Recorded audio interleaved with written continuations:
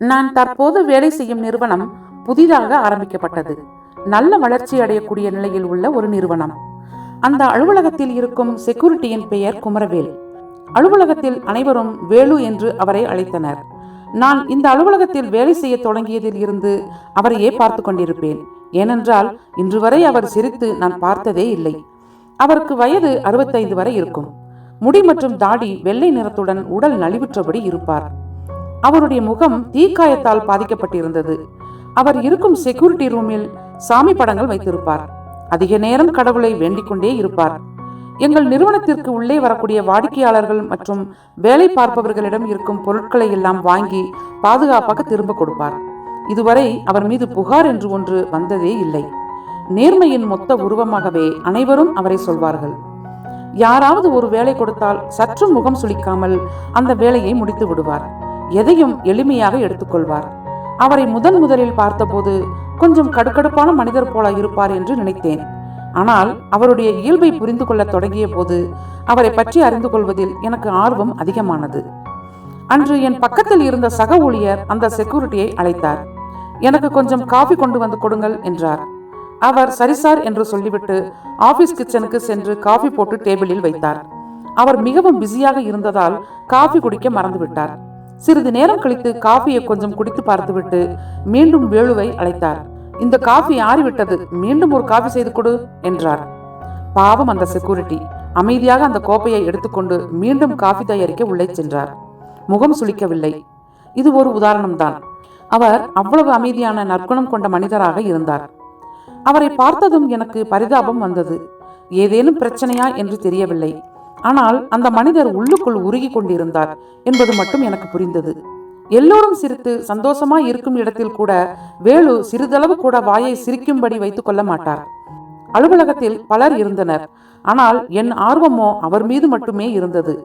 அன்று என் வேலை முடிந்து நான் ஓய்வில் இருந்தபோது வேலு என் எதிரில் இருந்த நாற்காலியை சுத்தம் செய்து கொண்டிருந்தார். நான் அவரை அழைத்தேன். உட்காருங்கள் என்று சொன்னேன். இல்லை, என்னால் இங்கு உட்கார முடியாது. என்னுடைய இருக்கை அங்கு உள்ளது. உங்களுக்கு ஏதாவது வேலை இருந்தால் சொல்லுங்கள், செய்து முடித்துவிட்டு செல்கிறேன் என்றார். ஆனால் நான் அவரிடம், ஏன் எப்பொழுதும் சோகமாக இருக்கிறீர்கள்? சில நேரமாவது சிரிக்க வேண்டும். அது நமது உடல் நலத்திற்கு தேவைப்படும். உங்கள் முன்பு எவ்வளவு பெரிய நகைச்சுவை நடந்தாலும் ஏன் சிரிக்கவே மாட்டீர்கள்? ஒவ்வொருவருக்கும் அவர்களின் வாழ்க்கையில் கஷ்டங்கள் இருக்கத்தான் செய்யும். நான் சிரிக்கிறேன் என்பதற்காக என் வாழ்க்கையில் கஷ்டமே இல்லை என்று அர்த்தமில்லை என்று கேட்டேன். செக்யூரிட்டி நான் பேசிய வார்த்தைகளை கேட்டுவிட்டு ஆழ்ந்த மூச்சை இழுத்து முகத்தில் மெல்லிய புன்னகை வரவைத்துக் கொண்டு, சார், சிரித்து விளையாடும் நாட்கள் உங்களுக்கு, எங்கள் வாழ்க்கை முடிந்து விட்டது என்று சொல்லிவிட்டு தன்னுடைய கேபினுக்கு செல்ல முற்பட்டார். என் மனதில் ஒரு யோசனை வந்து அவரிடம் சொன்னேன். அப்படியென்றால் ஒருவனுக்கு வயதாகிவிட்டால் அவன் சிரிப்பதை விட்டுவிட்டு வாழ வேண்டும் என்பதா? கொஞ்சமாவது மற்றவர்களுடன் சேர்ந்து சிரியுங்கள், அரட்டை அடியுங்கள், மனம் விட்டு பேசுங்கள் என்றேன். சரி, ஓகே சார் என்று சொல்லிவிட்டு தன்னுடைய கேபினுக்கு சென்றார். பல முறை நான் அவரிடம் என்னதான் பிரச்சனை என்பதை கேட்க முயற்சித்தேன். உங்களுக்கு என்ன பிரச்சனை? ஏதாவது பணம் தேவைப்படுகிறதா? இல்லை ஏதேனும் சிக்கலா? உண்மையை சொன்னால் என்னால் முடிந்த உதவியை செய்வேன் என்று நான் கேட்டதுண்டு. அவ்வாறு சொல்லும் போதெல்லாம் அவர் எனக்கு நன்றி சொல்லிவிட்டு நகர்ந்து செல்வார். திரும்ப திரும்ப அந்த விஷயத்தை நான் அழித்து கேட்டபோது அவருக்கு கொஞ்சம் கோபம் வந்தது. சார், எனக்கு ஒன்றும் டென்ஷன் எதுவும் இல்லை. நீங்கள் நல்ல வேலையில் நல்ல பதவியில் இருக்கிறீர்கள். சந்தோஷமாக இருங்கள். நானும் நன்றாகத்தான் உள்ளேன். வேலை முடிந்தால் வீட்டுக்கு கிளம்புங்க. எனக்கு எந்த பிரச்சனையும் இல்லை. அதில் ஏன் தலையிடுகிறீர்கள் என்று புரியவில்லை என்று முகத்தில் அடித்தபடி பேசிவிட்டார். அவருடைய குணமும் நடந்து கொள்ளும் விதமும் எனக்கு மிகவும் பிடித்து போனதால் அவரை பற்றிய ஆர்வம் அதிகரித்து தெரிந்து கொள்ள முயற்சி செய்தேன். அவர் அவ்வாறு பேசிய பின்பு, சரி, இனிமேல் இதில் கவனம் செலுத்த வேண்டாம் என்று நினைத்தேன். இருந்தாலும் அவர் மீது கொண்ட பரிதாபம் மற்றும் ஒரு விதமான அன்பு அவருக்கு வாழ்க்கையின் ஒரு அர்த்தத்தை கொடுக்க வேண்டும் என்று என்னை தூண்டியது. மனச்சோர்வடைந்த அவருக்கு என்ன பிரச்சனை என்பதை அறிந்து அதை தீர்த்து வைக்க வேண்டும் என்று என் மனம் என்னை தொந்தரவு செய்தது. அடுத்த நாள் அலுவலகத்திற்கு விடுமுறை என்பதால் செக்யூரிட்டியும் தன் வீட்டிற்கு சென்றார். அவர் போவதை பார்த்ததும் நானும் அவரை பின்தொடர ஆரம்பித்தேன். ஒருவருக்கு தெரியாமல் பின்தொடர்வது தவறு என்பதை அறிவேன். ஆனால் என் எண்ணம் நல்லது, எனவே தவறு இல்லை என்று என் மனதை ஆறுதல் படுத்திக் கொண்டேன். அவர் எங்கு வாழ்கிறார், அவருடைய வீட்டுச் சூழல் எந்த நிலையில் இருக்கிறது, குடும்பத்தில் ஏதேனும் பிரச்சனையா என்ற விஷயங்கள் அனைத்தையும் இன்று அறிந்து கொள்ளலாம் என்று நம்பிக்கை கொண்டேன். அதிக தூரம் அவர் நடந்தே சென்றார். எனக்கு மூச்சு வாங்கியது. ஆனால் அந்த வயதில் அவர் அவ்வளவு சுறுசுறுப்பாக நடந்து சென்றார். சுற்றுமுற்றும் பார்த்துவிட்டு கடவுளை வணங்கியபடி நடந்து சென்றார். ஆரம்பத்தில் ஒரு சில மக்கள் கூட்டம் சாலைகள் மற்றும் கடையில் இருந்தது. படிப்படியாக அவர் செல்லும் இடத்தில் மக்கள் கூட்டம் குறைய தொடங்கியது. பின்னர் ஏழை மக்கள் வசிக்கும் ஒரு சிறிய கிராமம் தொடங்கியது. அந்த கிராமத்தில் அவர் ஒரு தெருவில் நுழைந்தார். நானும் அவர் பின்னால் சென்றேன். அங்கு ஒரு வீட்டிற்குள் சென்றார். கதவு அப்படியே திறந்து கிடந்தது. வீட்டின் தாழ்பால் உடைக்கப்பட்டிருந்தது. எனவே நான் வீட்டிற்குள் சென்று முற்றத்தில் நின்றேன். அவரை தவிர வேறு யாரும் அங்கு இல்லை என்பது போல் அந்த வீடும் மிகவும் அமைதியாக இருந்தது. அவர் என்னை பார்த்துவிட்டு முற்றத்தில் வைக்கப்பட்டிருந்த பானைகளின் அருகே சென்று தண்ணீரை எடுத்து கொண்டு வந்து என்னிடம் குடிக்கச் சொன்னார். மகனே, ஏன் என்னை பின்தொடர்ந்து வந்திருக்கிறாய்? என்னதான் வேண்டும் உனக்கு என்றார். நான் சிரித்துக்கொண்டே அவரை பார்த்து, உங்களை சந்தித்து உட்கார்ந்து ஒரு 10 நிமிடம் உங்களுடன் அமைதியாக பேச வேண்டும் என்று நினைக்கிறேன், ப்ளீஸ் என்றேன். நான் சொல்வதை கேட்ட அவர் என்னை நிதானமாக பார்த்து, என் வாழ்க்கை ரகசியத்தை என்னிடம் இருந்து பறிக்கும் வரை நீயும் என்னை விடமாட்டாய் போல என்றார். ஆமாம் வேலு, நீ ஏன் இவ்வளவு மன உளைச்சலில் இருக்கிறாய் என்று எனக்கு தெரிய வேண்டும். எல்லாவற்றிற்கும் மேலாக உங்கள் வாழ்க்கையில் என்ன விஷயம் உங்களை மிகவும் பதற்றமாக்குகின்றது என்பதை நீங்கள் சொன்னால்தான் இவ்விடத்தை விட்டு செல்வேன் என்றேன். அவர் கையில் இருந்த தண்ணீரை என்னிடம் கொடுத்து கொண்டு, என் கடந்த காலத்தை அறிந்து என்னதான் செய்ய போகிறாயோ? சரி, சொல்கிறேன் என்றார். ஒரு ஆழமான மூச்சை இழுத்துவிட்டு, பல ஆண்டுகளுக்கு முன்பு உருவான காயம், மீண்டும் அதை கிளறுகிறேன் என சொல்லி அவர் என்னிடம் முழு நிகழ்வையும் சொல்ல ஆரம்பித்தார். பல வருடங்களுக்கு முன்பு வட இந்தியாவின் ஒரு இடத்தில் நான் செக்யூரிட்டி வேலை செய்து வந்தேன். விபச்சார விடுதியில் இருந்து தப்பித்து ஓடி வந்த ஒரு பெண் என் வீட்டிற்குள் தஞ்சம் அடைந்தார். அந்த பெண் மிகவும் அப்பாவி. இது போன்ற பல பெண்கள் அந்த விடுதியில் கடத்தப்பட்டு அவர்கள் வாழ்க்கை சீரழிக்கப்படுவதாக இருந்த உண்மையை அந்த பெண் என்னிடம் கூறினாள்.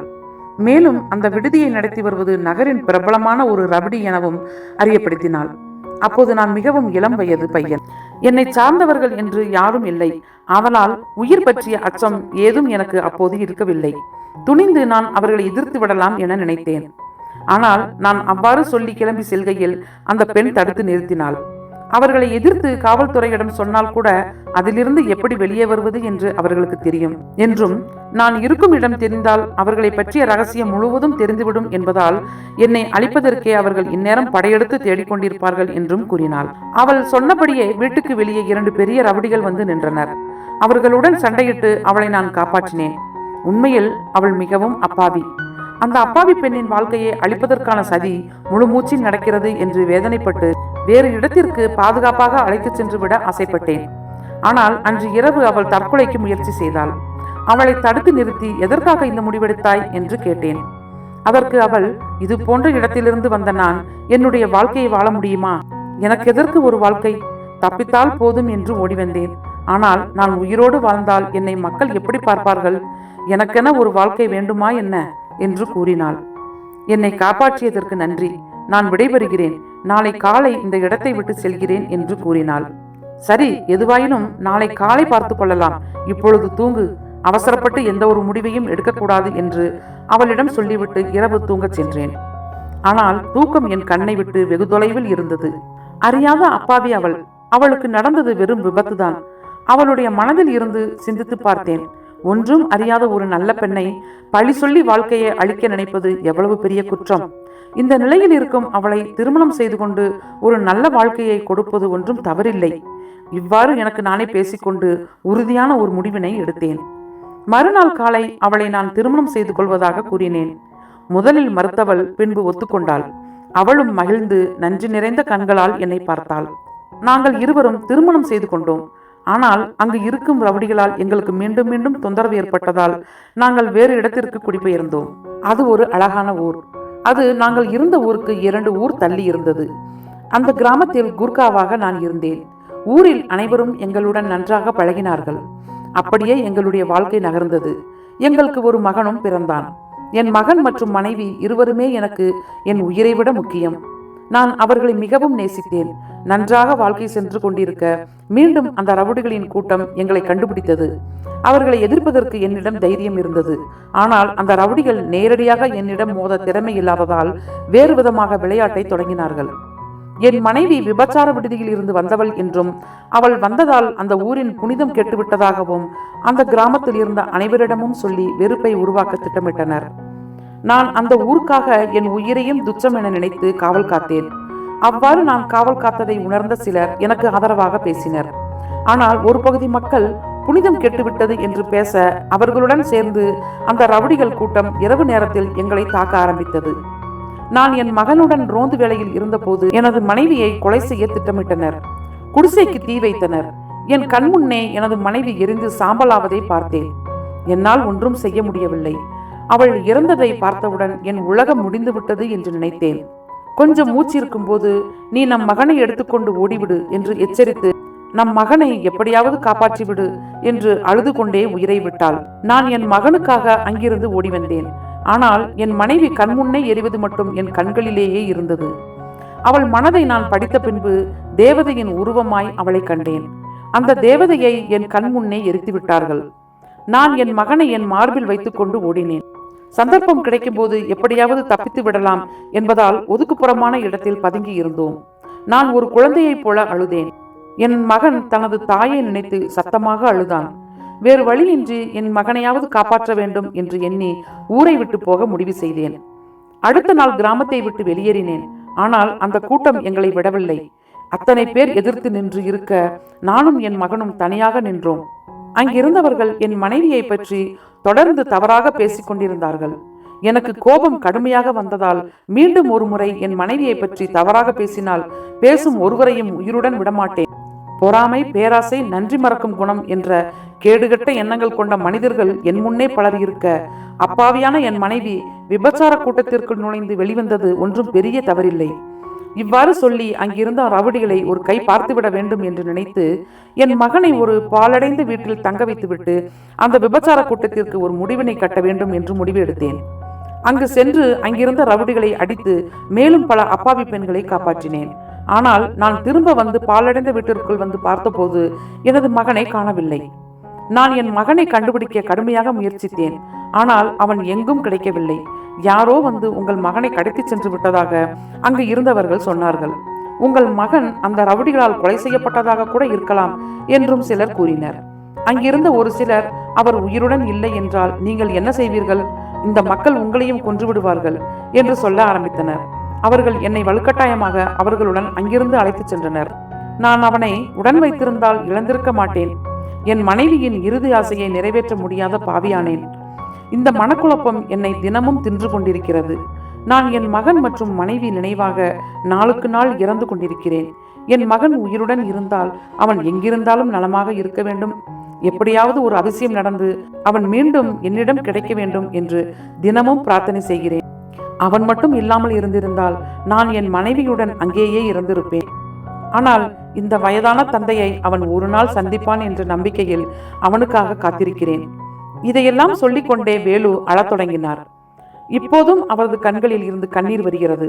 அவரது கண்களுக்கு பின்னால் அவரது மனைவி எரிக்கப்பட்டதைப் போல அவர்களிடம் இருந்து மகன் காணாமல் போன ஒரு துன்பம் நடந்தால் எல்லோரும் இப்படித்தான் இருப்பார்கள். அவர் அழுவதை பார்த்து அவரை கட்டிப்பிடித்து ஆறுதல் சொன்னேன். நீங்கள் எந்த ஊரில் இருந்தீர்கள்? உங்கள் வீடு இருந்த இடத்தின் பெயர் என்ன என்று கேட்க ஆரம்பித்தேன். அதற்கு அவர் கிராமத்தின் பெயர் பண்டிட் சாலா என்று சொல்ல ஆரம்பித்தார். இதை கேட்ட நான், உங்கள் வீட்டுக்கு பின்னால் ஒரு குளத்தில் ஒரு பெண் மூழ்கி கொண்டிருந்தாள். அப்பொழுது ஒருவர் அவளை காப்பாற்றினார். காப்பாற்றியது யார் என்று தெரியுமா என்று கேட்டேன். இதை கேட்டு அவர் உடனடியாக கண்ணீரை துடைத்து, ஆம், நான் தான் அந்த மனிதன். நான் தினமும் என் மனைவியுடன் தண்ணீர் கொண்டு வர செல்வது வழக்கம். ஒரு நாள் தண்ணீர் எடுக்க சென்ற போது 5 அல்லது 6 வயது உடைய ஒரு சிறுமி தண்ணீரில் மூழ்குவதை பார்த்தேன். நான் வேகமாக தண்ணீரில் குதித்து அவளை காப்பாற்றினேன் என்றார். ஆனால் இதெல்லாம் உனக்கு எப்படி தெரியும் என்று கேட்டார். நான் சிரித்துக்கொண்டே அவரிடம் சொன்னேன், எனக்கு உங்க மகனை தெரியும் என்று. அவர் வேதனையுடன், என்ன சொல்கிறாய்? என் மகனை உனக்கு எப்படி தெரியும்? என் மகனை உனக்கு தெரிந்திருந்தால் அவன் எங்கே இருக்கிறான்? ஏன் நீ இன்று வரை என்னிடம் சொல்லவில்லை என்று கேட்டார். அவரின் பேச்சை கேட்ட நான், வேலு, நீங்களும் உங்களின் கதையை இப்போதுதான் என்னிடத்தில் சொல்கிறீர்கள். இதை ஆரம்பத்தில் நீங்கள் என்னிடம் சொல்லியிருந்தால் நான் உங்கள் மகன் எங்கே இருக்கிறான் என்று சொல்லியிருப்பேன் என்று கூற ஆரம்பித்தேன். என் வார்த்தைகளை கேட்ட அவர், அப்படியானால் என் மகன் எங்கே இருக்கிறான் என்று சொல்லுங்கள். என் மகனை உனக்கு எப்படி தெரியும்? அவன் எங்கே இருக்கிறான் என்று சொல்லுங்கள் என்றார். நான் அவரிடம், உங்கள் மகனுடைய சிறிய வயது புகைப்படம் என்னிடம் உள்ளது, அதை நான் காட்டுகிறேன், அவன்தானா என்று பார்த்து சொல்வாயா என்றேன். அவருக்கு மிக்க மகிழ்ச்சி. இதயம் மிக வேகமாக துடித்தது. முகத்தில் வியர்வை வழிந்தது. ஆமாம், சீக்கிரம் வாங்க, உங்க மகனின் போட்டோவை காட்டுகிறேன் என்றேன். இந்த விஷயங்கள் எல்லாம் உனக்கு தெரிந்து உள்ளதால் நிச்சயம் என் மகனையும் உனக்கு தெரியும் என்று கூறி அவரை அழைத்து கொண்டு என் வீட்டிற்கு கிளம்பினேன். வீட்டிற்கு வந்தபோது என் மனைவி ஹாலில் அமர்ந்திருந்தாள். ஒவ்வொரு பொருளையும் பார்த்தபடி, எங்கே என் மகனின் புகைப்படம்? தாமதிக்காதே, சீக்கிரம் காட்டு, என் மகனை சந்தித்த பின்புதான் இந்த மூச்சு நிற்கும் என்று கூறினார். நான் அவரை ஆறுதல் பண்ணிவிட்டு என் மனைவி அபியை அழைத்த போது, ஏன் உன் மனைவியை அழைக்கிறாய்? சீக்கிரம் என் மகன் போட்டோவை காட்டு, அவன் இருக்கும் இடத்தை சொல் என்றார். என் மனைவி ஆரம்பத்தில் கொஞ்சம் குழம்பி போனாள். ஆனால் நான் சொன்ன பிறகு அவள் ஹாலுக்கு வந்து அவரிடம் வணக்கம் சொன்னாள். வேலு, உனக்கு இவளை தெரிகிறதா என்றேன். புரியாத கண்களால் பார்த்த அவரிடம், இவள் அபிநயா, நீங்கள் குளத்தில் இருந்து காப்பாற்றிய அந்த சிறுமி என்றேன். என் வார்த்தைகளை கேட்டு அவர் முகம் வாடி அதிர்ச்சியில் அவளை பார்க்க ஆரம்பித்தார். என் மனைவியும் ஆச்சரியத்துடன் அவரை பார்த்து கொண்டிருந்தாள். அவர் எழுந்து, அப்படியா, நான் காப்பாற்றிய அந்த பெண்ணா இவள்? ஆனால் அவள் இங்கே எப்படி இருக்கிறாள் என்றார். நான் எழுந்து அவர் காலடியில் அமர்ந்தேன். அடுத்த கணம் நான் அவருடைய கையை என் கைகளால் எடுத்துக்கொண்டு, என்னை தெரிந்து கொள், நான் யார் என்று என்றேன். அவர் என்னை பார்க்க தொடங்கினார். என் கண்கள், என் முகபாவங்கள், என் கைகள் என அவர் இதய துடிப்பு அதிகரிக்க தொடங்கியது. கடவுளே, நீங்கள் யார் என்று உண்மையை சொல்லுங்கள், அப்போதுதான் என் இதயம் மீண்டும் துடிக்க ஆரம்பிக்கும் என்றார். நான் அவரை கட்டிப்பிடித்து அழுது கொண்டே சொன்னேன், அப்பா, நான் உங்கள் விக்ரம், 30 ஆண்டுகளுக்கு முன்பு உங்களை பிரிந்த உங்கள் மகன் விக்ரம் என்றேன். என் வார்த்தைகளை கேட்ட உடனே அவர் அதிர்ச்சி அடைந்து, என் மகன்? என் மகனா இவன்? அவர் கண்ணீரில் நிரம்பிய கண்களால் என்னை பார்த்தார். பிறகு என்னை அவருடைய மார்போடு அணைத்து கொண்டு சத்தமாக அழ ஆரம்பித்தார். இத்தனை வருடங்களாக என் தந்தை என் நினைவில் அழுது கொண்டிருந்தார். ஆனால் இன்று அவரது கண்ணீர் என் நினைவலைகளாய் ஓடுகிறது. இன்று கண்களில் இருந்து வந்த கண்ணீர் ஆனந்த கண்ணீர், காத்திருப்பின் பலன் அது. ஆனால் நீ எப்படி இங்கே வந்தாய் என்று அழுது கொண்டே கேட்டார். அவரிடம் சொல்ல ஆரம்பித்தேன். நீங்கள் என்னை அந்த வீட்டில் விட்டு சென்ற பின்பு ரவுடிகள் என்னை தேடி வந்தார்கள். நான் மிகவும் பயந்து கிடந்தேன். வீட்டின் ஜன்னலில் இருந்து வெளியே குதித்தேன். நான் வெளியே வந்ததும் அபியின் தந்தை என்னை பார்த்தார். அவர் மகள் உயிரை காப்பாற்றியதற்காக அனுதாபம் கொண்டார். அவர் என் கையை பிடித்து அவரது வீட்டிற்கு அழைத்துச் சென்றார். அவருடைய அப்பா உங்களை நிறைய தேடினார். ஆனால் நீங்கள் கிடைக்கவே இல்லை. எல்லாம் அமைதி அடையும் வரை அவளுடைய அப்பா என்னை அங்கேயே வீட்டிலேயே வைத்துக் கொண்டார். அங்கேயே வளர்ந்தேன். அவர் என்னை நன்றாக படிக்க வைத்தார். அவரது மகள் அபிக்கு என்னை திருமணம் செய்து வைத்தார். அவரும் சில வருடங்களில் இறந்து போனார். நாங்கள் இருவரும் தமிழ்நாட்டில் வந்து செட்டில் ஆனோம். இங்கு வந்த பிறகும் நாங்கள் உங்களை பல இடங்களில் தேடினோம். யாரும் உங்களை அறியவில்லை. பின்னர் நான் இந்த ஊருக்கு வந்து இந்த அலுவலகத்தில் வேலை செய்ய ஆரம்பித்தேன். உங்கள் பெயர் வேலு என்று அலுவலகத்தில் அழைப்பதால் நிஜ பெயர் யாருக்கும் தெரியவில்லை. மேலும் உங்கள் முகம் தீக்காயங்கள் மற்றும் தழும்புகளுடன் முற்றிலும் மாறிவிட்டதால் அடையாளம் தெரியவில்லை. ஆனால் உங்களை பார்க்கும் போதெல்லாம் என் மனசுல ஒரு பாசம் என்னை அறியாமல் வந்தது. உங்களுடன் ஏதோ ஒரு தொடர்பு இருக்கணும்னு. அதனால தான் உங்களை பின்தொடர்ந்து வீட்டுக்கு வந்தேன் என்றேன். என் தந்தை என்னிடம் இருந்து அந்த உண்மையை கேட்டதும் அழத் தொடங்கினார். என்னையும் அபியையும் அணைத்து கொண்டார். பிறகு அப்பாவிடம் இன்னொரு மகிழ்ச்சியான செய்தியையும் சொன்னேன். அப்பா, உங்களுக்கு மனோஜ் என்ற ஒரு பேரனும் உள்ளான். அவன் பள்ளிக்கு போய்விட்டான், இப்போது வந்து விடுவான் என்று. இதை கேட்ட அப்பாவின் மகிழ்ச்சிக்கு அளவே இல்லை. நான் அப்பாவை வேலையை விட்டுவிட சொன்னேன். அவரை வீட்டில் வைத்து கவனித்துக் கொள்ள ஆரம்பித்தேன். ஆனால் இன்றும் எங்கள் வாழ்க்கையில் ஒரே ஒரு குறை மட்டும் இருந்தது. அது என் தாய் என்னும் தெய்வம் இல்லாததுதான். மனதளவில் மிகவும் வலிமையான சிங்கப்பெண் அவள்.